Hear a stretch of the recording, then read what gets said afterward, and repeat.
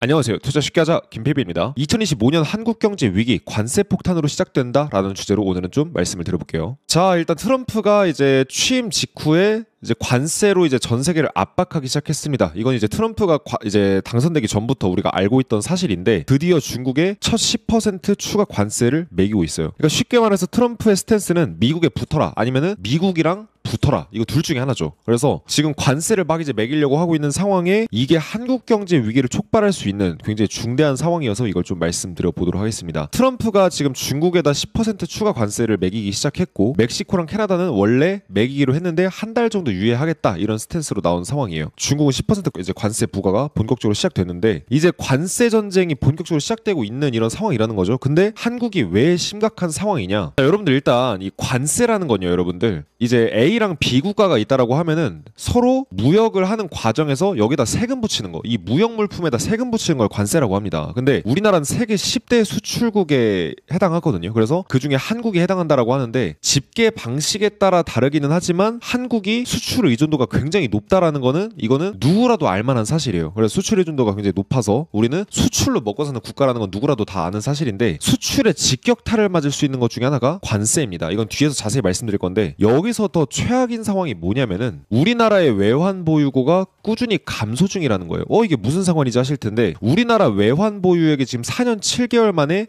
최저치를 기록을 했습니다. 우리나라는 옛날에 비해서 외환 보유고가 상당히 탄탄하기 때문에 IMF 같은 거 안 온다라고 얘기를 하시는데 외환 위기가 온다라고 보는 게 아니라 경제의 건전성이 빠르게 악화되어 가고 있다는 걸 우리가 확인을 해야 된다는 거예요. 외환 보유액이 떨어지고 있다는 건 그만큼 우리나라가 외환을 쓸 만한 이런 상황이 놓여 있다는 건데 결국은 답은 하나예요. 경제 건전성이 악화되고 우리나라에서 외국 자본들이 빠져나가니까 환율이 미친 듯이 뛰려고 하는데 그걸 잡으려고 우리나라에서 외환 보유고를 쓰고 있는 거죠. 그러니까 경제가 확실히 망가져가고 있는 건 맞습니다. 그렇다고 한다면 요새 환율 동향 어떻게 되고 있냐? 달러 원 환율 기준으로 1480원대까지 찍고서 약간 소강 상태의 모습을 보이고 있어요. 약간 정고점 뚫으려고 하다 실패한 상황인데 오히려 단기적으로만 봤을 때는 약간 고점에서 좀 잠잠해져 가려고 하는 모습을 보이고 있거든요. 이 상황에 딱 관세 전쟁이 핵심이 될 것 같습니다. 즉 우리는 환율이라는 걸 통해서 한국의 경제 건전성이 악화돼 가고 있다는 것까지는 확인을 했고 여기다가 관세 전쟁이 이제 얹어지게 되면 가뜩이나 어려운 한국 경제에 수출 중심의 한국의 관세라는 이런 악재가 이제 올 거라는 것을 우리가 이제 알고 있어야 된다는 거죠. 근데 그렇다고 한다면 관세 전쟁의 동향은 지금 현재 어떻게 흘러가고 있느냐? 미국의 이제 유명한 브라보스 리서치라는 유명 리서치 펌이 있어요. 구독자 45만 정도로 보유하고 있는 리서치 펌인데 자료가 굉장히 괜찮거든요. 근데 여기서 뭐라고 얘기를 하냐? 이거 제가 옛날에 데이터로 다 보여드린 얘기인데 1930년대부터 현재까지의 관세 동향을 보게 되면 미국을 기준으로 봤을 때 지금 관세가 트럼프가 당선되면서 단번에 높아지고 있는 상황인데 트럼프가 원하는 대로 지금 관세를 매기게 되면 예상되는 관세가 대공황 때 이래로 최고치로 높아지는 수준이에요. 그러니까 관세가 지금까지 요 정도 수준이었다가 관세가 낮아진 상황에서 갑자기 한 방에 관세가 무슨 급등주처럼 높아지는 상황입니다. 대공황 이후에 최대 수준의 관세가 예정되고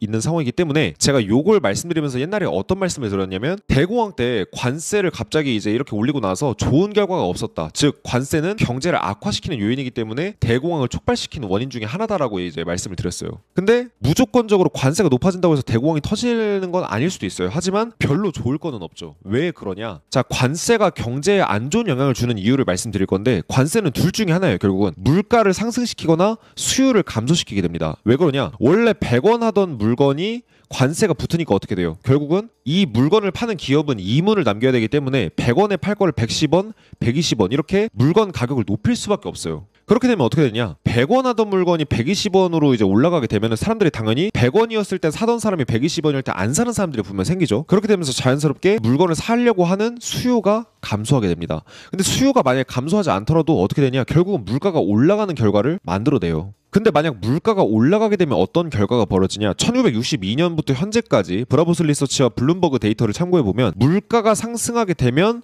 증시는 떨어지는 형태로 가게 됩니다. 그래서 물가 수준이 높았었던 데에서 70년대에는 증시가 박스권에서 거의 10년 동안을 제자리 걸음을 했었어요. 2000년 닷컴버블 터질 때도 보면은 닷컴버블 터지기 전부터 물가 올라가고 나서 물가 진정되고 나서 그 다음에 이제 증시 빠지고 이런 형태의 패턴을 계속 보여줬기 때문에 물가가 올라가게 되면은 시간이 걸릴 뿐이지 증시는 결국 떨어지게 됩니다. 그래서 물가가 상승할 수 있다라는 거는 굉장히 안 좋은 소식이기 때문에 관세가 안 좋다라는 거죠. 근데 더 중요한 사실은 뭐냐? 보복 관세입니다. 자, 요번에 미국이 중국한테 10% 추가 관세 매긴다고 딱 기사 나오자마자 중국에서 미국에다가 역시 10에서 15% 추가 관세를 매기겠다. 즉 보복 관세죠. 너네가 나한테 세금 매겨? 그럼 나도 너네한테 세금 매겨. 이런 식으로 하는 거예요. 근데 A에서 B 국가로 넘어갈 때 관세가 일단 10% 붙어요. 근데 B 국가에서 A 국가로 갈 때도 10%가 또 붙어요. 이렇게 되면 어떻게 되냐? 관세에 관세가 얹어지는 효과가 되기 때문에 악순환의 효과도 따따블이고 수출 중심의 우리나라 국가는 어떻게 되겠죠? 당연히 최악의 여건으로 치닫게 될 수밖에 없는 겁니다. 특히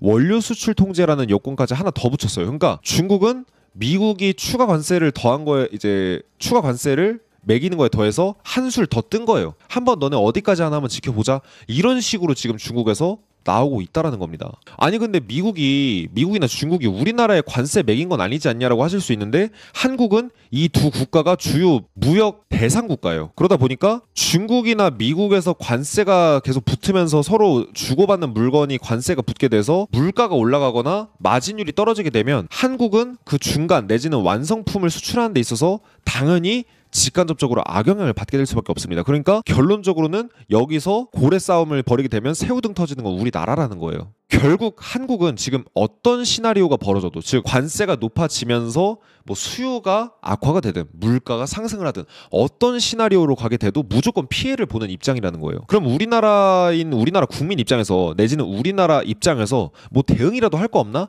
할 거 없습니다. 결론적으로는. 중국이 미국에 보복 관세를 했다. 한국은 이런 상황에 맞대응하기 어려운 세 가지 이유라면서 이제 아시아 경제에서 최근 기사가 나왔는데 대외 의존도가 높은 한국에 미국은 포기할 수 없는 시장이다. 그러다 보니까 여기서 우리가 보복 관세 미국에다 때리는 것보다 차라리 그냥 두들겨 맞는 게 낫다. 그냥 쉽게 말하면 우리는 찐딴 거예요. 찐따가 일진한테 맞았는데 여기서 대들려고 하면 어떻습니까? 한 대 맞을 거 세 대 맞겠죠. 그러니까 그냥 가만히 있는 게 상책이다라는 얘기를 하고 있어요. 게다가 한국 수출의 주력품의 원천 기술을 미국이 다 보유하고 있고 한국에도 주둔하고 있는 미군이 있는데 이런 다양한 혜택들을 미국에서 압박을 가할 거기 때문에 미국이 만약에 보편 관세 내지는 우리나라에 관세를 부과하려고 한다라고 하면은 우리는 가만히 있어야 된다라고 얘기를 하고 있습니다. 솔직히 그냥 최악의 여건이라는 거죠. 근데 여기서 피해를 최소화할 수 있는 우리가 한국 입장에서 어떻게 할지 모르겠지만 우리 국민 입장에서 우리가 대응할 수 있는 방법은 어느 정도 있을 수도 있어요. 그게 뭐냐면은 바로 실물 금을 보유하는 겁니다. 지금 현재 금값이 돈당 55만 원까지 올라갔어요. 얼마 전까지만 해도 50만 원 초반대였던 것 같은데 벌써 55만 원까지 올라갔습니다. 솔직히 금값이 지금 그간 너무 오르긴 했어요. 근데 사실 달러를 보유하거나 엔화를 보유하거나 금을 보유하는 거 빼고는 사실은 이런 경제 위기나 경제 리스크에 방어할 수 있는 수단이 우리 개인들 입장에서 별로 없단 말이에요. 근데 장점 중에 하나가 뭐냐면은 우리가 금에 투자를 했을 때 금값이 나중에 만약에 떨어진다라고 해도